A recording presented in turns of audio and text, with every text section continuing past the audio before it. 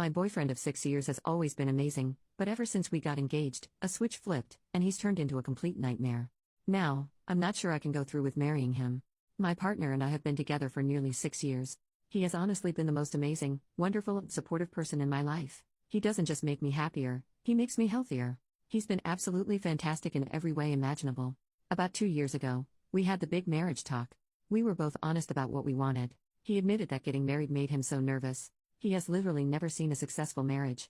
Every marriage he's ever witnessed has either ended in disastrous divorce or very sad premature death. I said I would stay with him whatever he chose, but there are some things I wouldn't do unless we were married. Just as he's seen too many marriages fail, I've seen too many loved ones be abandoned by men once the kids come along or when he finds a better option. In other words, as long as we weren't married, no kids, and our finances remained strictly untangled from each other. He proposed to me a few months after that, and since then, he's turned into an absolute nightmare. First, he refuses to do anything wedding related but accuses me of taking over and being a bridezilla when I make decisions without him. He does things behind my back, like inviting our friend who has 4 kids to bring the children when we agreed the only exception to the no kids rule would be my niece, who will be 3 months old, and for obvious reasons, she can't be separated from my sister for the weekend. I can swallow that frustration, but he's also become hypercritical. Any mess around the house, even if he made it, if I haven't cleaned it up by the time he gets home, he refuses to talk to me. I work from home, so I usually do a lot of the chores like the dishwasher in my lunch break, but sometimes I don't have time. This is a busy time of year, and while my job is usually constrained to the 9 to 5, in the last few weeks I've had to work until 8 or 9. When he stormed in last night angry that he had to clean the kitchen and I pointed out I've been working for 12 hours straight, he looked me in the eyes and said so. He's threatened to throw me out the house and call off the engagement 4 times already. He's stopped initiating lovemaking. I've come to dread the sound of the door unlocking because he can't go 5 minutes without finding a problem to have with me. It's so bad that my mother, who was ready to adopt him a year ago, is refusing to be the witness that signs our marriage certificate. I've asked to call off the wedding, go back to being just girlfriend and boyfriend, but he says he really does want to get married, and he's just doing all of this to make sure he's making the right choice. Increasingly though, all he's done is convince me I'm making the wrong one. Edit to add, if it wasn't clear, I'd already decided not to marry him when I made this post. I'm packing up and going to my mum's for now. I'm safe and don't need anyone to call the cops. Thanks to the person who offered though. Also, I feel I should clarify that when we discussed, I told him I would be perfectly happy not getting married if he didn't want to. I knew he feels generally disillusioned with marriage. I just simply wasn't willing to commit to something like kids or a mortgage if he couldn't honestly say he was planning on staying with me for the rest of our lives. Nothing would have happened if he hadn't asked me. Relevant comments. Did he agree to marry only for financial reasons? I don't think so. I have thought a lot about that. At the time he proposed, we knew his grandma was going to pass away soon. We were renting the house next door to her, and while we knew he'd inherit the house we were living in, the 2 houses had slowly merged gardens in the 10 years he and his grandma had been living next to each other. The 2 houses have been in the family since the 30s, so he was quite keen on buying next door to both avoid losing it. The family member who inherited it couldn't afford to keep it, but also because having a stranger live there would have been a huge privacy issue for both houses. We'd hoped to rent it to a friend or another family member. He does earn a lot more than me, but he's self-employed, so the banks are quite wary of loaning to him. I work in a university which the banks consider a safe professional job, so getting credit and loans would have been much easier if he'd been married to me.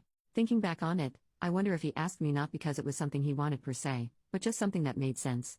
We'd been together for a while, so it made sense to keep moving forward. It made financial sense, and his family liked me. I'm not a perfect partner or person, but weighing it all up, marrying me had lots of factual advantages for him. I even have dual American citizenship, and he'd always dreamed of moving to America one day. Update 2.5 weeks later. Sorry for the wait, folks. I've had a lot to do. This has honestly been one of the hardest things I've ever had to do.